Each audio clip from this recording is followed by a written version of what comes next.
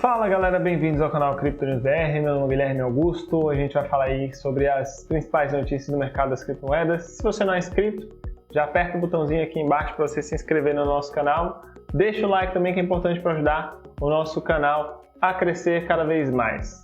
Assunto importante, que eu estou gravando este vídeo já às 11 horas da noite da segunda-feira de 18, você vai vê-lo provavelmente aí na terça-feira de manhã.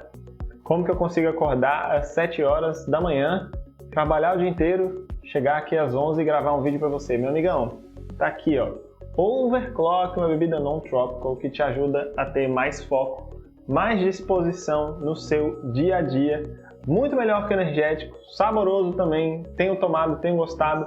O cupom de desconto tá aqui na descrição do vídeo, Crypto News BR 10. Link aí, cupom de desconto da Overclock. Então tá aqui na descrição, você não tem desculpa mais para você dar aquela rateada ao longo do dia, 2 horas da tarde, você tá morro de sono. Então vamos lá. Bom, pra gente falar das principais notícias aqui, cara, eu já separei aqui, tem muita notícia importante, tem uma notícia, cara, uma discussão bem importante aqui. Deixa eu falar um pouquinho sobre a UST, ultrapassou a BUSD aí da Binance, inflação, falar um pouco sobre a inflação também, e principalmente sobre uma situação lá na Rússia que chamou bastante atenção e a gente tem que ficar muito atento a isso. Mas eu vou compartilhar aqui a tela com vocês para a gente dar uma olhada. Vamos lá, né? Porque hoje o dia começou com o Bitcoin e o Ethereum caindo abaixo de 40 mil e 3 mil, respectivamente.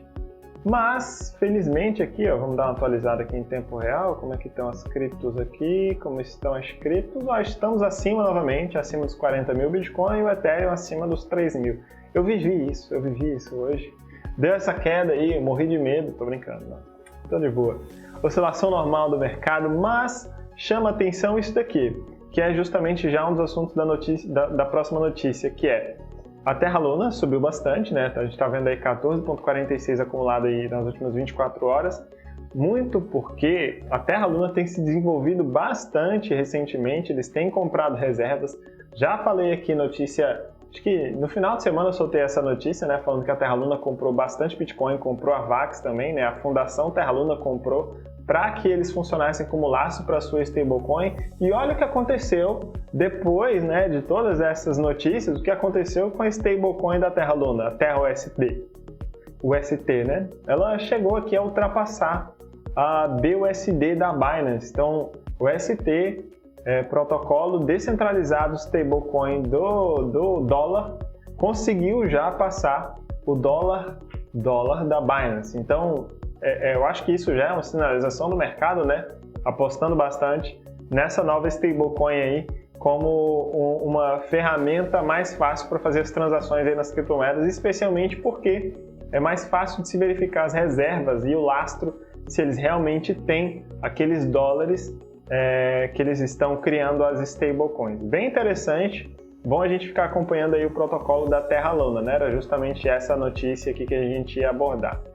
Agora, falar um pouquinho sobre a inflação, né? Cresceu a expectativa de inflação lá nos Estados Unidos, como que isso afeta o dólar. E aí tem vários desdobramentos a respeito disso, mas a gente pegar em um apanhado de como tem se comportado a inflação lá nos Estados Unidos, até para a gente ter uma referência de como que tem sido a nossa. Janeiro, fevereiro e março de 2022, a gente viu lá a inflação em 7,5%, 7,87% e 8,53%, respectivamente. Então a gente já tem aqui no mês de março, né, já tem acumulado de março, 8,53% naquele mês. Isso dá um total no primeiro trimestre, né, um aumento do índice de 13,73%. Se esse aumento continuar se mantendo ao longo do ano de 2022, a gente pode esperar aí que a inflação lá nos Estados Unidos bata os 12,54%, 3 vezes a inflação prevista, né? E a gente sabe, você que acompanha aqui o canal já sabe que eu venho falando há bastante tempo. O presidente do Fed lá dos Estados Unidos falou no ano passado ainda, a inflação está sob controle, depois a inflação era passageira, mais um comunicado, a inflação daqui a pouco ela vai embora. Aí começou mais perto do ano de 2022, o cara já pegou e falou, rapaz, olha só, essa inflação aí não é tão transitória quanto a gente tinha falado. Aí no comunicado seguinte já foi, a inflação ela veio para ficar. Então, a gente sabe que esses dados de inflação a gente não pode confiar no que o governo fala. E aí a gente tem alguns desdobramentos também a respeito de como foi essa inflação nas coisas, né? 10% nos alimentos, 48% na gasolina, 11% na eletricidade, é um aumento bem relevante. E aí alguns dados aí de inflação, né? De 2021 até 2023, a gente vê aqui que a expectativa realmente para a inflação dos Estados Unidos era de 4,78%. E a gente já está no acumulado do ano bem alto. Se a gente realmente finalizar o ano com 12% de inflação lá nos Estados Unidos, cara, é assim, você começa o ano com $100, no final do ano, aqueles mesmos 100 só compram $88. Então você perdeu $12 no final. Então é bem significativo essa inflação. Inflação dos Estados Unidos de 2 dígitos, nem lembro quando foi a última vez que isso aconteceu. E já é algo para a gente ficar atento, até porque isso impacta também os nossos hábitos de consumo aqui, porque a economia ela é muito dolarizada. Chama atenção isso também, porque é algo que eu já venho falado aqui nos vídeos também, como que os Estados Unidos ele tem se esforçado para fazer a regulamentação das stablecoins para criar a sua própria CBDC lá nos Estados Unidos também. Aí pensa aqui comigo, o dólar é a moeda de reserva global, né? Então as pessoas, os países, as empresas transacionam, fazem negócios em dólar. Se o dólar sofre uma inflação dessas, é algo ruim para as economias, porque o dinheiro deles está perdendo valor. Mas o dinheiro do mundo inteiro está perdendo valor. Em compensação, se a economia dos Estados Unidos for uma economia baseada num dólar que é CBDC ou que é stablecoin, aí a gente tem a seguinte vantagem. Você tem uma queda drástica nos custos de envios financeiros entre países, de acertos financeiros entre empresas de fora, porque remessa internacional é uma coisa cara. É caro para você mandar dinheiro de Londres para os Estados Unidos. É caro você mandar dinheiro da Índia para os Estados Unidos e vice-versa, porque essas remessas internacionais elas custam caro. Se há uma estrutura financeira por trás, né, baseado numa stablecoin ou que seja numa CBDC oficial do governo dos Estados Unidos, você vai ter uma estrutura muito mais fácil para que essas empresas possam liquidar seus faturamentos, seu balanço financeiro. Vai ser muito mais barato. A gente está falando aí de um corte de custos que pode ser de 5% a 10%, não sei, depende do que a empresa faça. É bem relevante. E aí, se você considera que ele consegue tirar isso numa inflação de 13%, 12% ao ano, aí você tem uma inflação real para esse cara de 7%. Não é uma conta de padaria aqui, mas só para você entender como que isso afeta, né, a CBDC, uma stablecoin dos Estados Unidos, do dólar, como que isso afeta o mercado global. E eu acredito que é por isso que os Estados Unidos têm se esforçado tanto para criar aí as regulamentações, principalmente das stablecoins. Eles têm atacado bastante essa questão e eu acho que é muito por conta disso, para preservar o poder do dólar internacionalmente. Põe aí sua opinião nos comentários, eu acho que é isso aí, viu? Mas eu quero saber o que você acha também. Vamos seguir para mais uma próxima notícia aqui. A Monero é uma criptomoeda bem focada em privacidade, né? E ela é tão focada em privacidade que as próprias corretoras têm dificuldades de verificar as reservas de Monero e as pessoas também, porque a blockchain da Monero não é como a blockchain do Bitcoin, qualquer pessoa olha lá e acessa e vê os endereços, tudo tal, não. A Monero é bem fechada, então não há essa possibilidade. E aí os entusiastas da Monero fizeram o seguinte, vamos testar as reservas que as corretoras possuem. Já que a cripto é tão privada que as pessoas não conseguem verificar a blockchain delas, é difícil para as corretoras, ou melhor, é fácil para as corretoras vender uma criptomoeda que eles não possuem. Olha só, e aí os caras conseguem, uma corretora, por exemplo, ela conseguiria vender XMR, que é a cripto, né, a Monero, sem ter essa reserva, e você não teria como verificar isso. E aí o pessoal fez esse teste, né, os entusiastas, vamos chegar lá nas corretoras, vamos tentar sacar todo mundo ao mesmo tempo, e aí a gente vê se a corretora realmente tinha aquele fundo. Porque se alguma corretora der BO no saque, a gente vai saber que essa corretora não tinha aqueles fundos. E aí eu fui checar lá no Reddit, né, o desdobramento, o que foi que aconteceu com isso, né? Vamos lá, qual foi o resultado dessa Monero Run aí que chama. Cara, eu achei algumas pessoas dizendo que tiveram dificuldade aí. Esse cara aqui, por exemplo, falou que a rede estava ocupada, por favor tente mais tarde lá na Binance.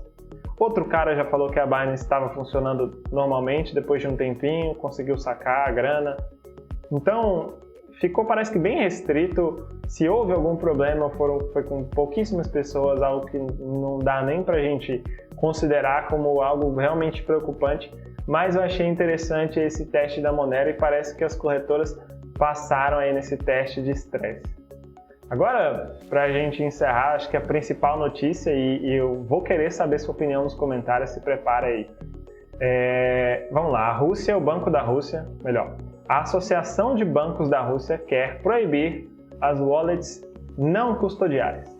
E aí a gente, igual aquele jogador fala, a mesma mão que aplaude é a mesma mão que vaia. É exatamente isso que aconteceu. A Rússia aqui, estamos abertos às criptos, queremos as criptomoedas aqui no nosso país, vamos legalizar as transações de criptomoedas, e aí me vem a Associação dos Bancos Russos e mete essa, né? Os caras meteram essa. Pra você entender o que é uma wallet não custodial, é uma wallet, é uma carteira onde você mesmo controla as suas criptomoedas. O que é uma carteira custodial? É uma carteira onde uma instituição tem a custódia daquelas criptomoedas. Então, uma corretora, empresas como Ledger, BlockFi, são empresas que são carteiras custodiais. Quem que é o dono das chaves daquelas criptomoedas? É a corretora. Não é à toa que quando você quer acessar, você digita uma senha no site da corretora. Então, quem cuida daquelas criptomoedas é a corretora. Isso são as custodiais. A não custodial é a que você mesmo faz a custódia das suas criptomoedas. E a gente está falando de Phantom na Solana, MetaMask na Ethereum, esqueci o nome da Cardano. Aqueles pendrivezinhos também que você mesmo faz a tua custódia. Imagina que isso aqui é um controle da minha luz de LED ali atrás. Mas imagina que isso daqui é uma carteira fria, que a gente chama. É uma carteira onde eu mesmo cuido das minhas chaves. E quem cuida disso aqui? Somente eu. Quem tem acesso a isso aqui? Somente eu. Quem tem a senha para acessar os recursos? Só eu. É isso que a Rússia não quer. Ela não quer que você tenha a tua própria custódia das suas criptomoedas. Por quê? Segundo a Associação dos Bancos da Rússia, atividades criminais vão se tornar mais fáceis se elas forem permitidas. Isso é verdade? É verdade. Porque aí a gente está falando de uma custódia que ela só existe para aquela pessoa. O governo não vai poder chegar para uma empresa e falar: eu quero os dados disso aí, eu quero bloquear os fundos disso aí porque é um fundo ilegal. Não tem para quem o governo recorrer, porque os fundos estão comigo. Não adianta ele tentar chegar lá na MetaMask, não adianta ele chegar lá na Phantom, não adianta ele chegar lá na empresa que criou o pendrivezinho onde eu guardo as minhas criptos. Não vai adiantar. Só quem vai ter as chaves para acessar esses recursos serei eu. E realmente é possível que existam atividades criminais com isso, evasão de divisas? Cara, Mas aí a gente está falando de privacidade.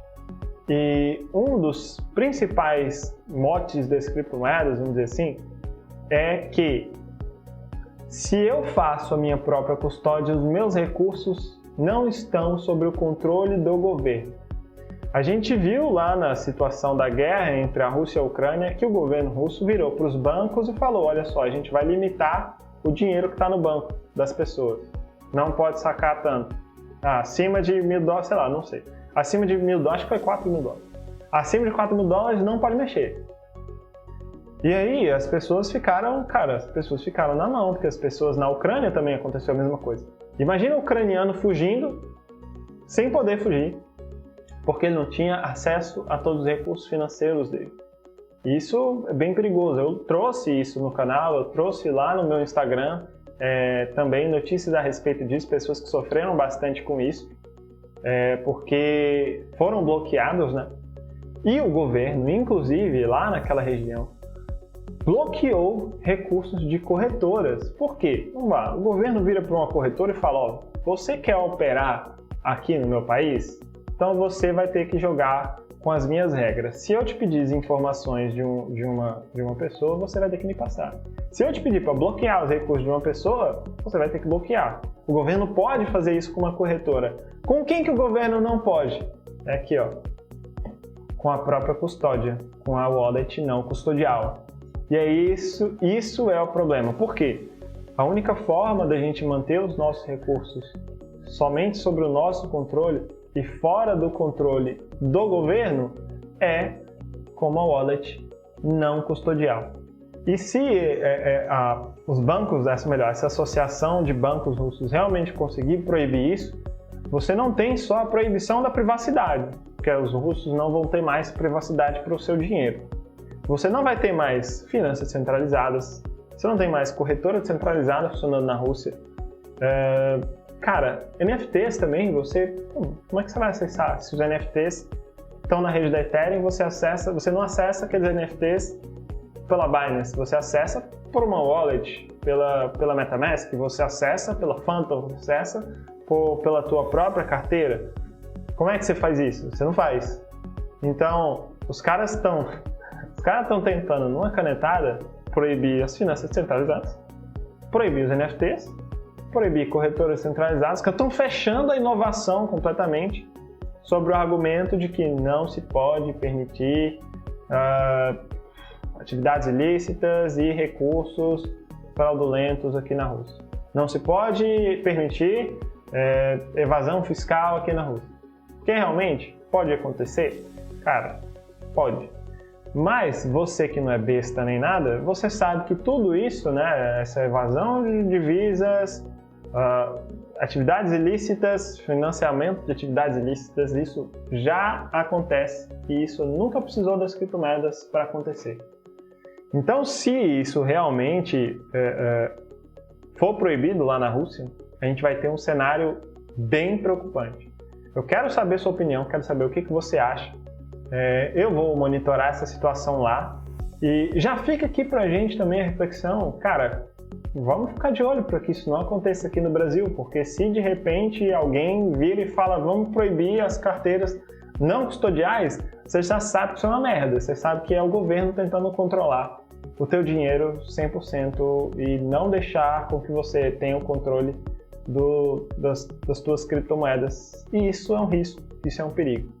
Mas enfim, com isso eu encerro o vídeo de hoje. Eu quero saber a tua opinião, especialmente sobre esse assunto aí das carteiras lá na Rússia. Como eu falei, vou trazer mais detalhes disso, eu vou acompanhar essa situação e assim que tivermos mais notícias, porque isso aqui foi só uma proposta, assim que a gente tiver mais notícias eu vou trazer aqui para o canal. Por isso que é importante, meu amigão, você se inscreve no canal e já deixa o like também, que modéstia à parte, esse vídeo ficou bem interessante, hein? Conta aí. Mas põe aí sua opinião nos comentários e com isso eu encerro o vídeo de hoje. Espero que você tenha gostado e até a próxima.